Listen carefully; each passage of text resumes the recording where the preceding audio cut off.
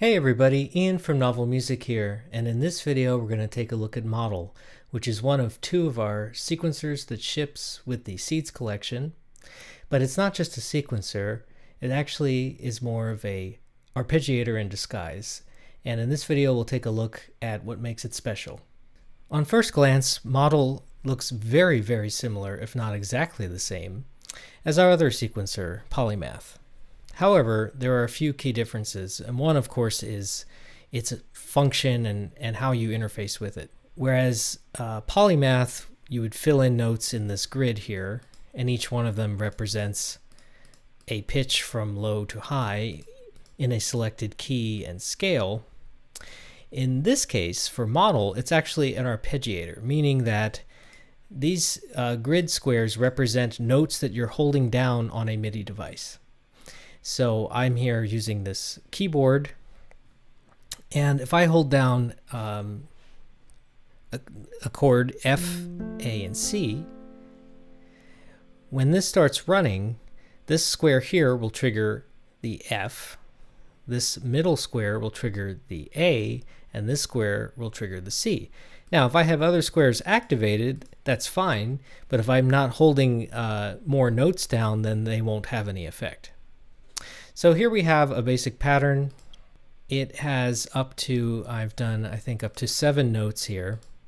Just like Polymath, it responds to, the sequencer itself responds to clock inputs. The defaults are W, X, Y, and Z. Over here, I already have an instance of chronology running that will provide the pulses. So let's have clocks 1 and 2, and I'm going to hold down that F, A, C chord now.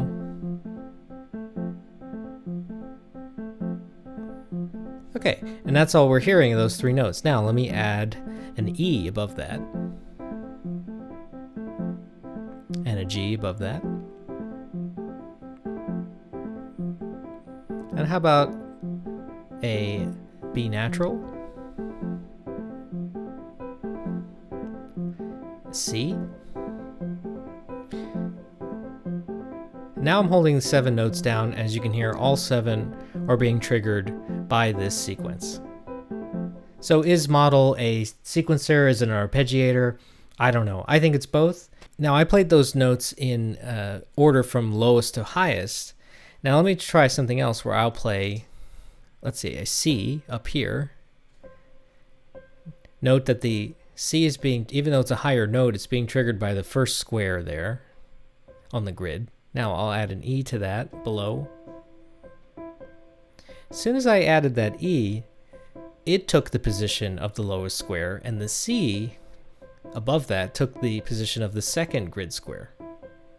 If I add, let's say, a note in between, an A, it's in the middle of those. Again, it's recalculated the order of the notes and has sorted them from lowest to highest. Now, if you want to override this behavior, you can with this button here. So that toggles sort off. Now, if I play the C, it's being triggered as the lowest. And let me play now an E flat below. And let's do an A flat above that. And maybe a G below that.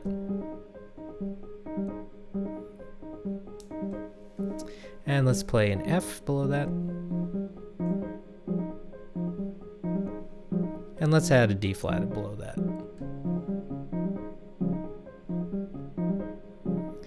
Okay, so every new note I've added, the device has not resorted the notes from lowest to highest. And so this might be the behavior that you want if you want to just add notes and not have it recalculate based on your needs.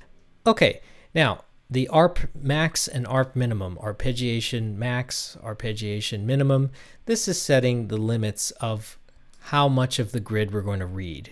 So this can be useful if, for instance, you want to use, just like Polymath, this is a 4-track sequencer arpeggiator. So we have up to 4 tracks. You may want one of the tracks only to work with a certain segment of the pool of notes that you're holding down, and then you might want another track working with, let's say, only the lowest 2 notes. Why don't we set that up? So we have the lowest notes here. Let's use clocks 3 and 4.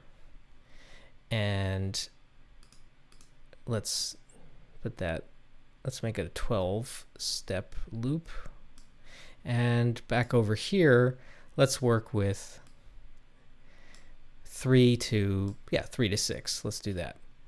So now, and to really hear the difference, let's put track 2, we'll have the offset set to an octave below. So if I hit play, and let's get something going here.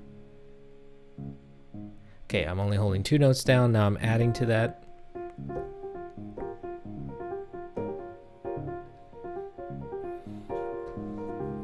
Let's go to the other track. Right, so track 1 is only dealing with, out of the pool of notes, dealing with the 3rd, 4th, 5th, and 6th notes. And I'm going to expand that to 7 to get that high C I just played. And track 2 is set to be an octave sound, an octave below with this offset. And it's only working with the first 2 notes of the pool when it's sorted. Sort, by the way, putting the notes in order in the pool is the default behavior. Now why don't we take this track here and track 2, and instead of having it play out of the device into this felt piano that I'm using, why don't we instead use the hub port and send it to port A. I've already set this up. Port A is set to receive here on this track in a woodwind patch. And I'll play a chord.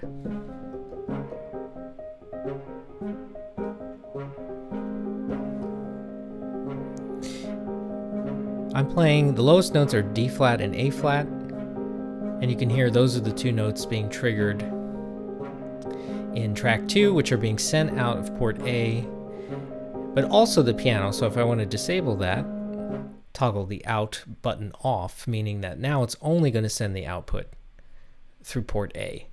Okay, now let's take a look at the All Tracks tab and what's different from Polymath.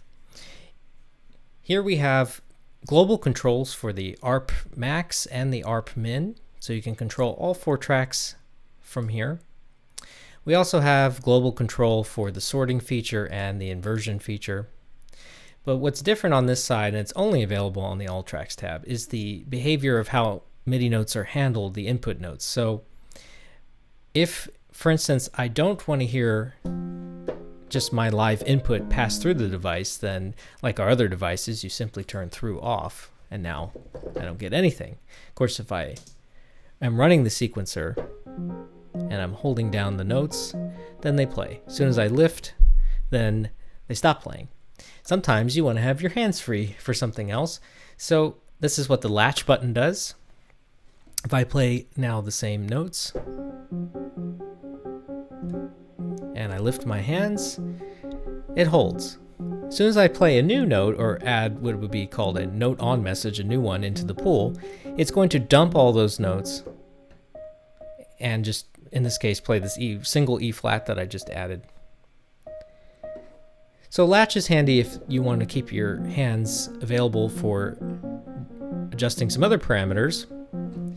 But an extra feature that I've added is if through is off and you still want to send the sustain pedal message, MIDI CC64, through the device, so that in this case I'm using this piano, it'd be nice to have the sustain pedal. Without through on, by default, that message isn't able to be sent. However, with this sustain button, now I'm able to still send that message, still keep my hands off the keyboard, and I'm getting the best of both worlds of what I want in this case.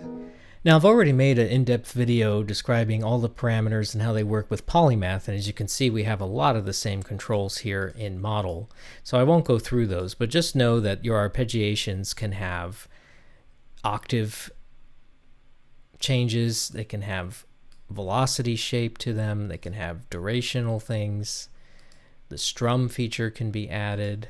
Let's hear a little bit of that.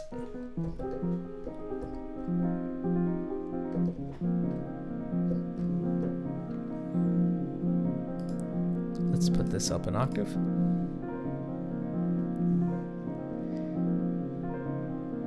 We also have the mod tab, so if you want to modulate, let's say, the delay effect on this track,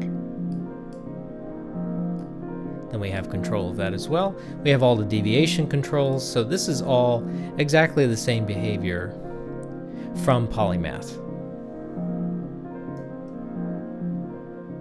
And that's a basic tutorial for Model.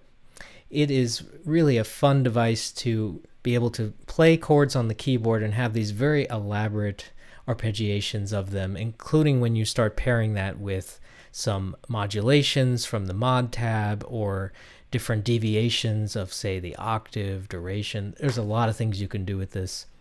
And it's very flexible since you can send the output of each track through a hub port, which can be received anywhere in your live set, which opens up a lot of possibilities for interesting orchestrations. Thank you for watching this video. Please consider subscribing to this channel, and please tune in for the next one. Thank you.